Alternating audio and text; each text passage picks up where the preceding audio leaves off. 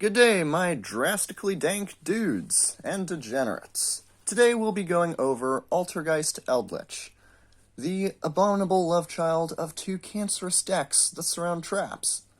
Eldlich is a deck, an engine that can be teched into any deck, and it is largely comprised of traps. Altergeist set off their combo in the middle of your opponent's turn in response to you using traps. Therefore, the two have an obvious synergy. Starting up our lineup of monsters for the main deck, we've got Altergeist Multifaker. You're going to want 3 copies of this, because it's your best play starter and extender. What it does is that when you use a trap card, it summons itself and then another Altergeist from deck. Evidently, if you're using a trap during your opponent's turn, this allows you to summon off your monsters during their turn. Not only will this allow you to get your negates on field, this will also irritate them to no end, meaning that it adds psychological warfare to the mix. Next up, 3 copies of Altergeist Marionetter. When normal summoned, it sets an Altergeist trap directly from deck.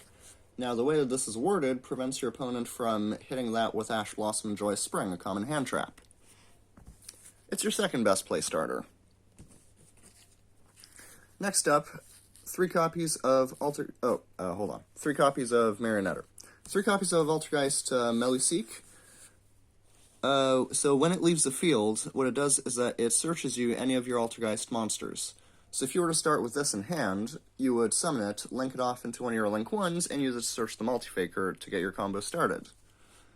Additionally, it can attack directly and then pop one of your opponent's cards.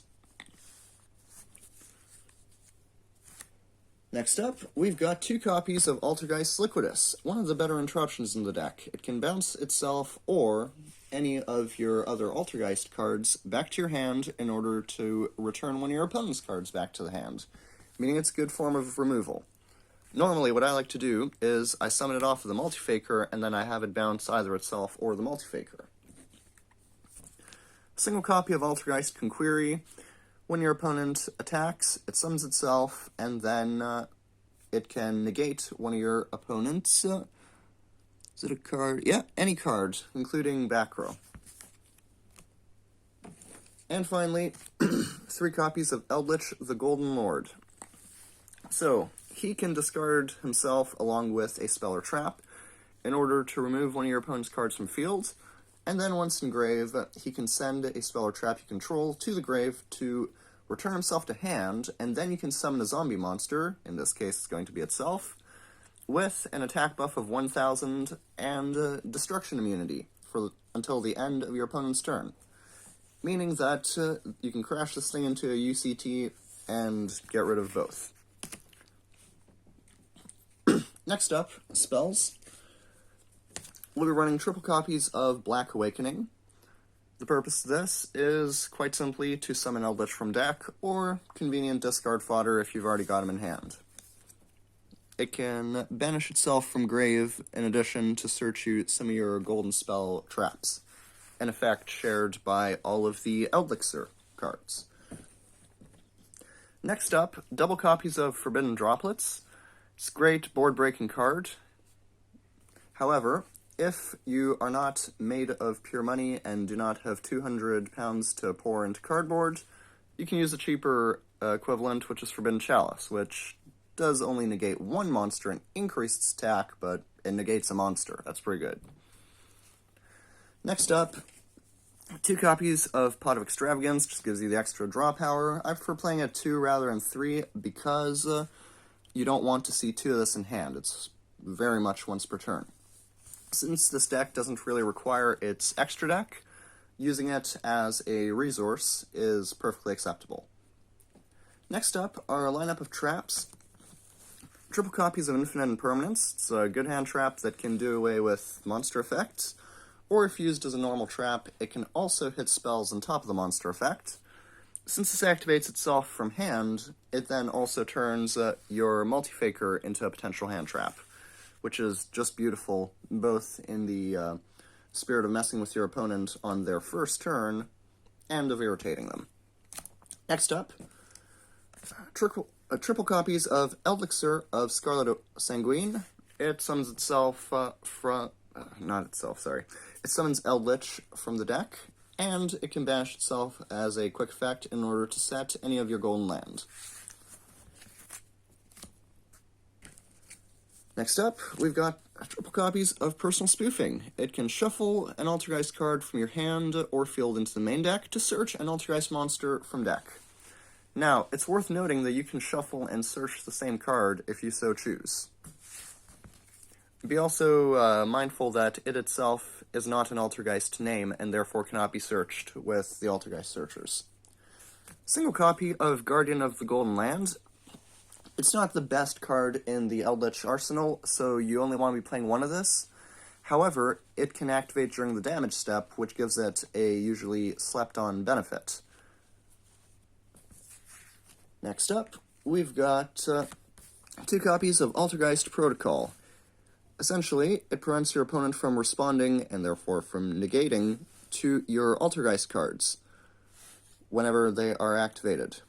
Additionally, it itself is a quick effect negate, specifically for monster effects, and it negates and destroys. However, that is once per turn. 2 copies of this. Single copy of Huaquero of the Golden Land. It summons itself as a monster, as do all the Golden Lands bar Golden Land Forever, and it hits your opponent's graveyard on top of summoning itself. 2 copies of Conquistador of the Golden Land. Like all the Golden Lands, summons itself, and this one, if you have an Eldlich, can pop your opponent's card. It is worth noting that the card has to be face up, however, this is non-targeting. Single copy of Golden Land Forever. It's only useful if you got Eldlich on field, so you don't want to be running too many copies of this, or it's liable to be a brick. However, it's an omni-negate. Finally, 2 copies of Altergeist Manifestation. It targets an Altergeist monster in the grave, special summons it back, and then equips itself with it. It can also recycle your resources from the grave. Next up, going into our extra deck, single copy of Nightmare Phoenix, generic utility, which is what our entire extra deck is going to be. This deck does not need its extra deck, it's purely a toolbox. So Nightmare Phoenix pops one of your opponent's spells or traps. In a similar mindset, Topologic Trispana, just to deal with those annoying Mystic Mind burn players, banishes all spells and traps on the field, and then burns your opponent for all of theirs. We're running triple copies of Altergeist Textia. It's linked to for the deck, and it gains ATK, so it has some beat stick potential on top of being a back row negate. 3 copies of Prime Banshee. It can special summon an Altergeist from deck for a potential extension. And it can recycle your resources upon leaving the field, which makes it convenient for link climbs. Single copy of Salamangreat Almirage. This is to link off your Melee-Seek and get it to grave in order to reap the benefits of its effects. It can also attribute itself to render a monster you control indestructible for a turn. Nightmare Unicorn, everyone knows the drill with this. You just bounce an opponent's card back into their deck. Convenient removal. Apollousa, Bow of the Goddess. If your opponent has a lot of monster effects, then you can produce Link 4s with this deck. This is a generic up to 4 negates per turn.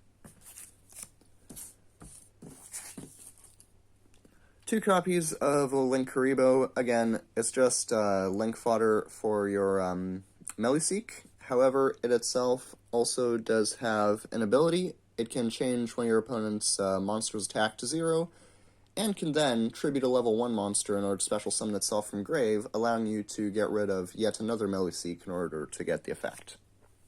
A single copy of Boral Sword Dragon. Very simple card. It hits really hard. It's a way to end games quickly. Finally, Access Code Talker. It's a very simple card. It hits really hard. It's a way to end games quickly.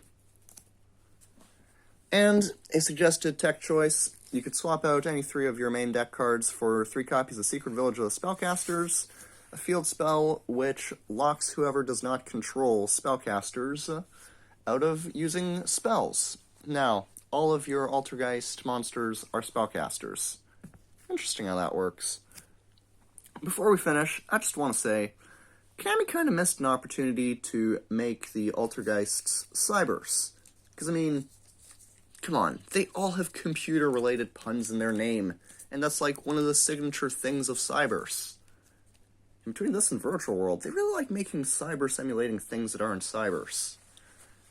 Just kind of like how Cyber Dragon's not dragon. Alright, well, that will be all. I hope you enjoyed. Also, check out my sick playmat. Bye, guys.